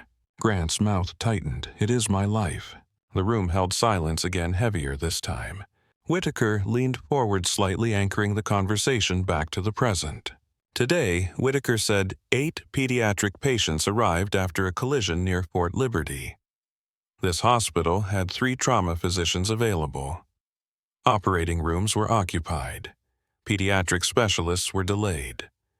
Under these conditions, Dr. Hart performed interventions in the emergency department under attending authorization. Brandt's voice cut in. Attending authorization does not grant a revoked license. Mara's posture stiffened. Brandt, I will repeat. The choice was between action and death. Brandt turned to Mara. Then you should accept disciplinary consequences as well. Mara did not blink. I already have. Riley felt her own pulse slow. The hearing was not just about her. It was about the way a system protected itself first. The woman surgeon looked at Riley. "Dr. Hart, tell me about today. Not the procedures. Your decision-making." Riley met her eyes. It was triage. I chose the interventions that bought time when time was the missing resource. I did not attempt definitive care when stabilization would keep them alive. I worked under attending oversight when available. I did not act to prove anything. I acted because children were dying. The woman surgeon nodded slowly. That is a credible answer. The man with glasses leaned toward Whitaker. Even if we believe her, we still have the issue of credibility and trust. She hid in a nursing role. Riley answered before Whitaker could. I did not hide to deceive patients. I hid because the moment my past came out, I would become a legal problem for everyone around me. I stayed useful. I stayed quiet. Brandt's voice was bitter, convenient. Riley looked at him. You took my license. You also took my confidence. I learned to survive without being seen. Whitaker's gaze stayed on Brandt, and today she was seen. By the entire staff, by families, by security cameras, by anyone with a phone. Hospital counsel cleared his throat. Director, the media exposure increases risk. Whitaker's eyes remained hard. It also increases transparency. Grant turned toward Kincaid, who sat along the wall as a witness silent so far, his hands clasped tightly. Dr. Kincaid Grant said you were in the ER today. Kincaid looked up, startled to be addressed. Yes. Grant's voice stayed even. Did Dr. Hart's actions save lives? Kincaid's jaw worked. Pride fought for oxygen. Then he exhaled. Yes, Kincaid said, they did. Brandt leaned forward. Dr. Kincaid, are you aware she practiced without a license? Kincaid swallowed, yes. Brandt's eyes narrowed. And you still affirm she saved lives? Kincaid looked at Riley, then at Mara, then at Whitaker. His voice lowered, stripped of the performance he usually wore. We were overwhelmed, Kincaid said. We did not have enough hands. We did not have enough time. I watched her stabilize cases I could not reach. I watched her do work I did not think a nurse could do. He hesitated, then added, almost reluctantly, I watched her do work some surgeons could not do. A murmur ran along the table. Brandt's face hardened further. Whitaker held up a hand, and the murmur died. Dr. Kincaid Whitaker said, what did you call her earlier today? Kincaid's cheeks flushed. I do not understand. Whitaker's voice stayed calm. You called her just an ER nurse. Kincaid's throat bobbed. He did not answer. Whitaker's eyes did not move. And what did that assumption cost your department? Kincaid's voice came out hoarse. Time. Whitaker nodded once. Time is what children do not have. She turned back to the board. This hearing is not about whether Dr. Hart broke rules. She did. It is about whether your response 5 years ago served patients or served process, and whether maintaining that response today continues to serve patients. Brandt's voice snapped. It served patients by enforcing consent. The woman surgeon shook her head slightly. It served patients by removing a high-skill surgeon from practice because the system feared precedent. Brandt glared at her. You are speculating. She held his gaze. No. I'm observing a room full of people who cannot look away from the fact that 8 children are alive because a revoked surgeon was present. Grant leaned forward again. May I speak to the board directly? Whitaker nodded once. Grant's voice grew quieter, and the quiet made everyone lean in. When I woke up, Grant said I was told what happened. I was told the consensus had been to withdraw. I was told Dr. Hart went against it. At first, I was angry. Not because I wanted to die. Because I had been reduced to a fight between opinions I never got to voice. He paused. Then I started to recover. I started to read. I started to speak to specialists. I started to understand that medicine is not always certainty. Sometimes it is probability. Sometimes it is courage. Sometimes it is a doctor seeing something others miss. Grant looked down at his hands, then back up. My family sued her because they were told she was reckless. They were told she used me to prove a point. That was wrong. She did not prove a point. She proved I could live. Riley felt her chest tighten again. She kept her gaze forward. Grant continued. I became a lawyer because I wanted to fight for people who do not get heard in rooms like this. I wanted to fight against systems that make clean rules and ignore messy truth. Grant's mouth tightened. This is turning into a speech. Grant's eyes sharpened. This is turning into accountability. A board member near the end, an older physician with deep lines on his face, spoke slowly. Director Whitaker. What exactly are you asking for? Whitaker leaned forward. Reinstatement contingent on standard supervision and review for 6 months. Mandatory ethics refresher. Structured oversight in the trauma department. No unsupervised high-risk elective procedures until review is complete. This is not a free pass. It is a controlled return. Brandt's voice was immediate. I oppose. Whitaker met his eyes, noted. The woman surgeon looked at Riley. Do you accept those conditions? Riley answered without hesitation, yes. The man with glasses tapped his pen again. And what about today's illegal practice? Whitaker's voice stayed steady. The hospital will handle reporting. Dr. Velez has accepted accountability. The context will be documented. This board can also refer the matter to state review if it chooses. None of that changes the question of whether Dr. Hart remains barred from practicing medicine forever. The younger board member rubbed his forehead. We should not treat her like a criminal and a savior in the same breath. Whitaker's eyes stayed on him. We treat her like a clinician who made an illegal choice under extreme conditions and produced exceptional outcomes. Two truths can exist. Brandt's voice was cold. If we reinstate her, we tell every doctor in this state that consent is optional when they feel noble. Grant's voice cut in. If you refuse to reinstate, you tell every doctor that courage will be punished even when it works, and that you will not correct your own errors when new facts appear. Brandt's face tightened. He looked as if he wanted to argue that there were no errors, that the board could not be wrong, that institutions had to be infallible to function. Whitaker stood the motion smooth. We are voting, she said. She looked down the table. All in favor of reinstating Dr. Riley Hart's medical license contingent on 6 months of supervised review and standard oversight. Say aye. The woman surgeon spoke first. Another board member followed a man with kind eyes and a tired face. Aye. A third, then a fourth. Brandt's lips pressed tight. The man with glasses hesitated, then spoke. A hush fell as the final votes landed. Whitaker counted silently, eyes moving from face to face. She looked at Brandt. Dr. Brandt. Brandt's jaw clenched. No. Whitaker nodded once, as if expecting it. She looked down the table again. Any abstentions? 2 voices answered. Abstain. Whitaker drew in a breath, then released it. Motion carries, Whitaker said. Riley felt her lungs seize for a second. The room blurred at the edges. She blinked hard. Whitaker's voice stayed formal. Dr. Riley Hart, your medical license is reinstated effective immediately pending standard paperwork and the conditions stated. You will be supervised and reviewed for 6 months. Violations will be addressed swiftly. Riley did not move. She could not. Her body was still braced for impact, and the impact had changed shape into relief. Mara's hand touched her elbow again, light grounding. Grant exhaled slowly as if he had been holding his own breath for years.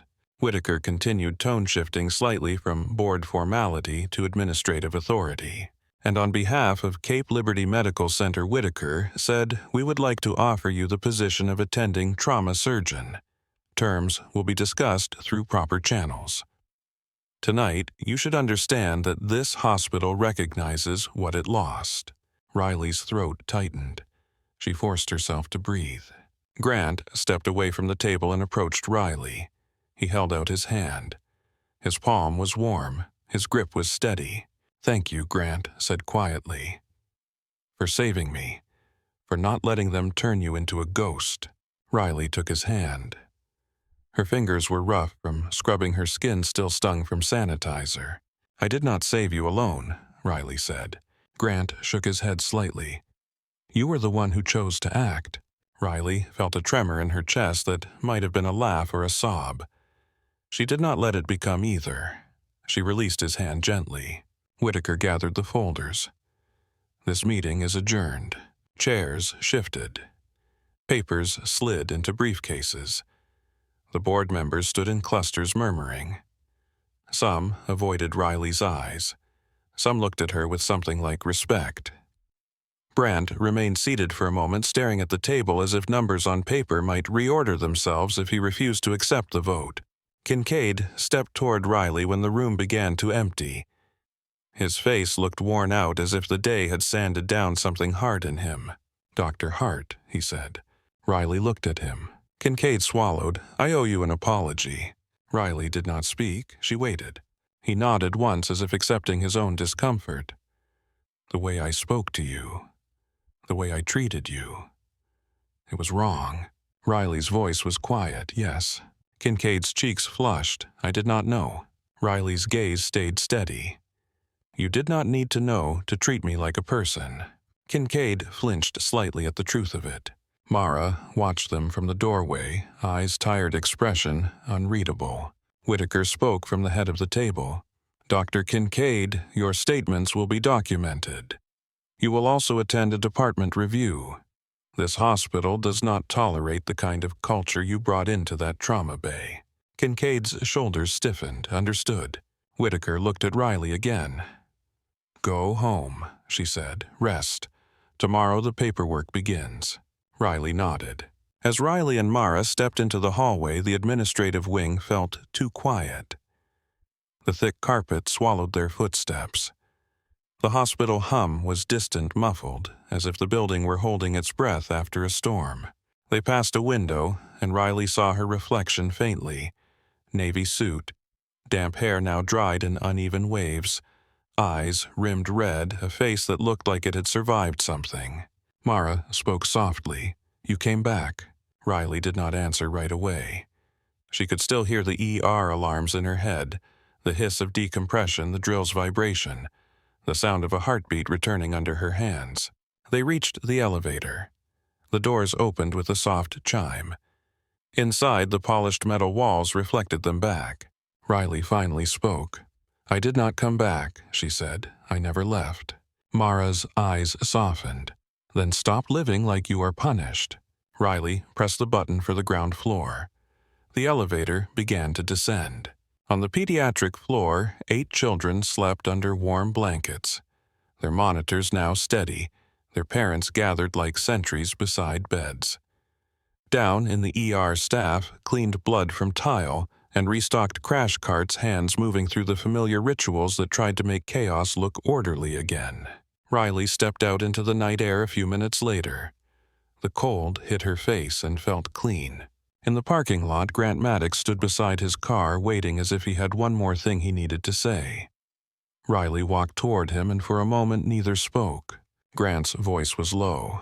"I meant what I said in there." Riley nodded. "I know." Grant hesitated. "If you ever want the full statement, the affidavit, everything, I will put my name on it."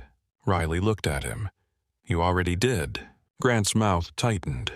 "I want you to have it anyway." Riley nodded once. "All right." Grant opened his car door, then paused. "You saved 8 kids today." Riley's eyes went distant for a second. "We did." Grant nodded, accepting the correction. "Then sleep, if you can." He got into his car and drove away. Riley stood alone under the parking lot light and let herself feel the exhaustion fully. It settled in her bones like weight. She unlocked her car, sat inside, and rested her forehead against the steering wheel for a moment. Her phone buzzed once. A text from Denise. "All 8 are stable in ICU. Families are asking for you." Riley stared at the screen. The words blurred slightly as her eyes burned. She blinked them clear. She started the engine and drove home through quiet streets. The city unaware, the night calm, the hospital behind her, still glowing like a ship after battle. Riley slept in fragments, the kind that came in short, hard slices between dreams that smelled like antiseptic and hot metal. When morning pushed pale light through her one rattling window, she sat up already tired. heart still moving like it was listening for alarms. Her phone lay face down on the table beside a half-empty glass of water. She did not check the screen again. She had read Denise's message enough times to feel it carved into her ribs. All 8 are stable in ACU. Riley showered, dressed, then stood in her kitchen with her keys in her hand and nothing else moving. The suit from last night hung on the back of a chair like a stranger. She opened her locker drawer and pulled out the old combat medic insignia. It sat in her palm, faded thread against her skin. For years, it had been a thing she never touched. Now, she pressed it between her fingers, then set it back where it belonged. Not as permission, not as nostalgia. As a reminder that her hands had always known what to do when the world fell apart. At Cape Liberty Medical Center, the day shift was already loud. Coffee and bleach and human voices. Riley walked through the staff entrance badge clipped to her collar, the plastic still warm from the printer. It read Dr. Riley Hart in clean black letters above trauma surgery. The title looked unreal, like a costume piece someone had placed on her chest to see if it fit. She kept walking anyway. Denise saw her first and froze mid-stride. The charge nurse's eyes widened, then softened. She did not clap. She did not cheer. She stepped forward and gripped Riley's forearm with a firm, steady hand. "Badge looks right," Denise said. Riley swallowed. "Feels heavy." Denise nodded. "Good, you can carry it." Tessa Boyd appeared behind Denise's hair-still damp face, drawn from a night of cleanup and charting. She stared at Riley's badge, then at Riley's eyes as if comparing timelines. "You were a doctor," Tessa said quietly. Riley's voice was low. "I was." Tessa's mouth tightened.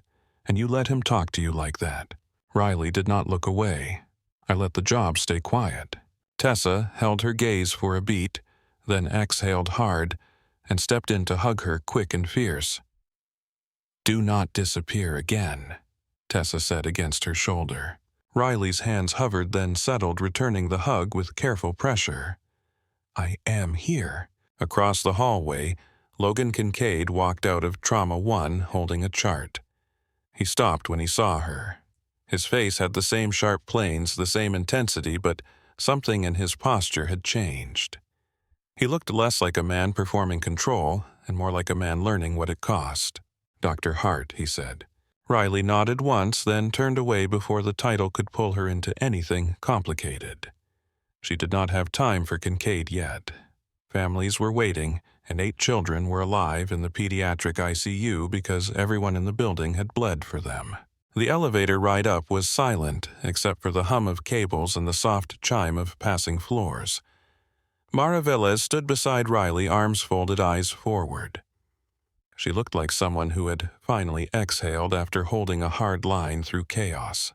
"They already scheduled your supervision review," Mara said, as if discussing a shift change. 6 months, weekly case audits, ethics refresher, all the boxes. Riley stared at the closed doors. "Boxes are fine." Mara's gaze flicked toward her. "You are not in trouble today." Riley's jaw tightened. "Tell my nervous system." Mara's mouth curved slightly. "It will catch up." The doors opened on pediatrics. The hallway smelled different here. Less bleach, more soap and warm blankets. The beeping was softer, steadier, less like alarms and more like metronomes. Nurses moved in quiet arcs, voices, lowered hands, gentle. In the first room, Lily Carter sat, propped up against pillows, coloring with a thick crayon.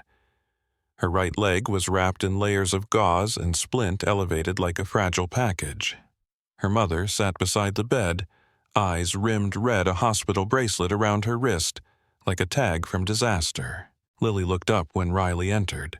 Her gaze sharpened recognition, flickering through fatigue. "That's her," Lily whispered. Her mother's head snapped up. She stood so fast, the chair scraped the floor. For a moment, she looked like she might collapse. Then she steadied herself with both hands on the bed rail. "You," the mother said. The word came out raw. Riley stepped closer, slow and respectful. "Miss Carter." The woman's lips trembled. They told me you were a nurse. Riley nodded. I work here. The mother reached out, then stopped herself as if afraid to touch. You kept her from leaving me. Riley felt her throat tighten. She kept her voice even. Your daughter fought hard. We just gave her a chance. Lily lifted her crayon. My leg hurts, she said, then squinted. But I am still here. Riley crouched beside the bed, so her eyes were level with Lily's. You are still here, Riley said.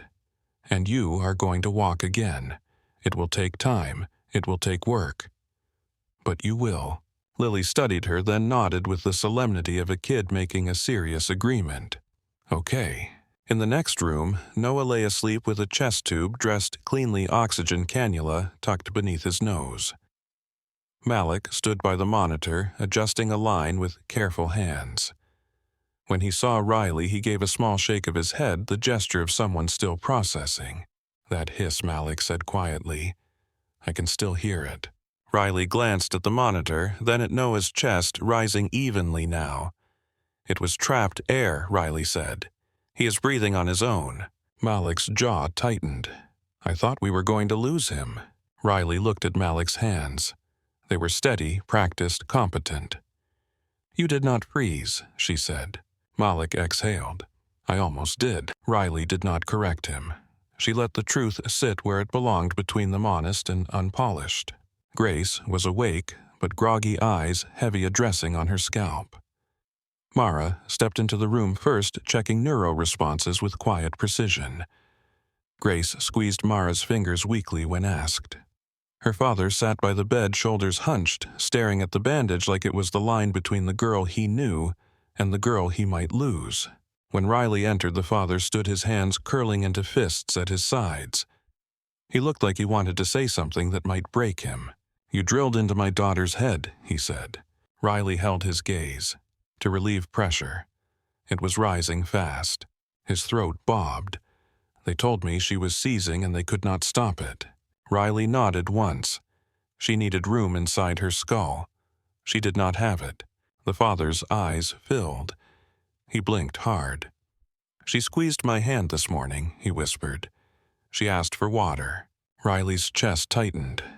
That is her brain talking, she said quietly. Keep talking to her. Familiar voices matter. Grace's eyes fluttered open again. She looked toward Riley, unfocused at first, then steadier. Riley did not speak to her right away. She let the room stay calm. Then she nodded once, a silent acknowledgement of a kid who had survived something cruel. Sadie's room was guarded by a cardiothoracic fellow and a nurse with a clipboard. The fellow's eyes flicked over Riley like he was trying to place her in a hierarchy. You are Dr. Hart, he said, cautious. Riley nodded. He glanced at Sadie's chart. Emergency thoracic intervention in the ER, that is. Riley watched Sadie's chest rise under the blanket.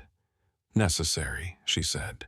Sadie's mother stood near the window, arms wrapped around herself, staring at the reflection of the bed as if she could not trust direct sight.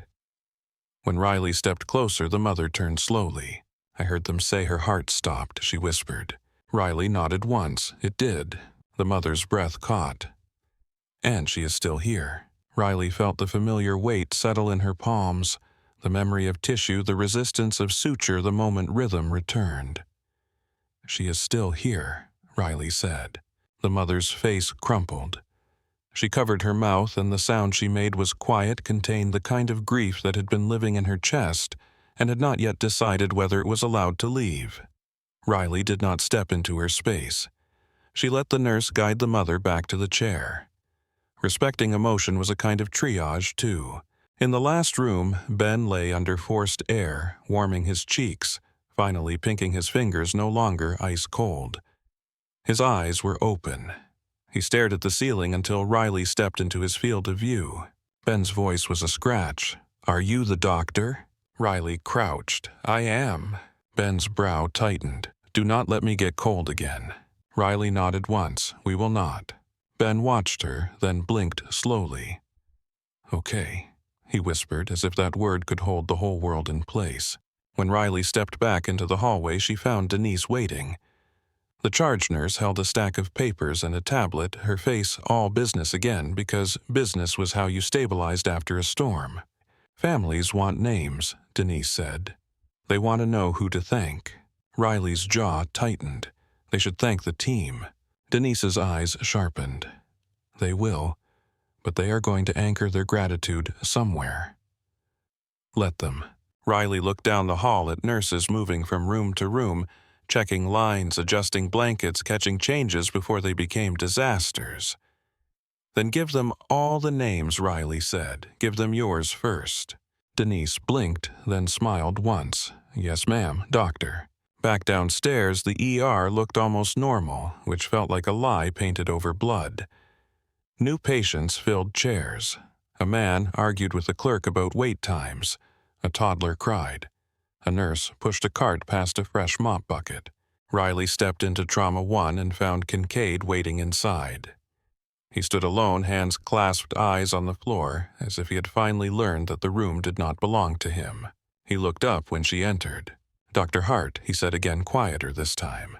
Riley closed the door behind her. "Say what you came to say." Kincaid swallowed. His Adam's apple moved like a hard confession. "I treated you like you were beneath me," he said. "Not because you earned it. Because I needed someone beneath me."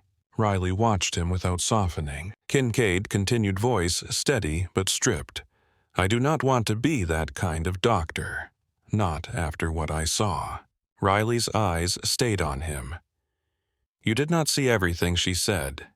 You saw what you could not ignore." Kincaid flinched slightly, then nodded. "Fair." He exhaled. "I heard Whitaker offered you the attending trauma position." Riley nodded. "I accepted." Kincaid hesitated, then spoke the next words like they cost him. "I'm scheduled to start my attending role next month. I am not ready. Watching you yesterday, I realized how much I do not know, how much I have not earned." Riley's gaze narrowed slightly, and Kincaid lifted his chin. His eyes were clear, no performative bravado left. "I want to train under you, if you will take me, not as a favor, as correction." Riley studied him for a long moment. The fluorescent lights made every flaw visible. He did not look away. "You want me to be responsible for you," Riley said. "Yes," Kincaid answered. "And I will do the work. I will listen. I will stop treating people like tools." Riley stepped closer until they were within arm's length. "Start now," she said quietly. "You will address nurses by name. You will say please. You will say thank you. You will ask for input. If you hear someone being dismissed, you stop it. In my trauma bay, rank does not replace respect." Kincaid nodded once, immediate. "Understood." Riley held his gaze for another beat, then turned toward the door. "Good. Round start in 10. Kincaid blinked. 10. Riley opened the door. "Welcome to earning it," she said, and walked out before he could respond. Her new office was small, tucked off a corridor behind the trauma bays. A desk, a chair, a second chair for people who needed to sit and talk, a cabinet that smelled faintly of old paper. On the wall hung a framed copy of her medical degree retrieved from storage by hospital staff who treated it like a relic. The letters after her name looked strange in that room, not because they were untrue, but because she had lived without them for so long. A knock came at the open door. Mara stepped in with 2 cups of coffee. "Do not say you do not want it," Mara said, placing a cup on the desk. Riley took it, hands warming around the paper. "I want it," she admitted. Mara's eyes held her. "How does it feel?" Riley looked at the diploma, then down the hall where she could hear nurses laughing softly at something human and ordinary. "Like waking up in someone else's life," Riley said. Mara shook her head. "No, like returning to your own." Riley's phone buzzed again. A message, this time from Grant Maddox. A photo appeared first. Grant, with his wife, 2 teenagers beside them, all smiling with the kind of ease that only exists when survival becomes normal again. Beneath it, a single line of text. "Thank you for giving me time." Riley stared at the screen, then set the phone face down on her desk. She took a slow breath and let herself feel the quiet weight of a day that would be filled with charts and meetings and supervision protocols and staff debriefs. None of it felt glamorous. All of it felt real. Outside her door, Denise called out, "Dr. Trauma, 2 needs you." Riley stood. The chair scraped softly against the floor. She picked up her stethoscope, then paused and looked down the corridor toward the nurse's station. Tessa Boyd glanced up and met her eyes. Riley nodded once. Tessa nodded back, already moving. Riley stepped into the hallway and walked toward the sound of work badge catching the light with every step. Not as a trophy, but as a responsibility she had finally stopped refusing.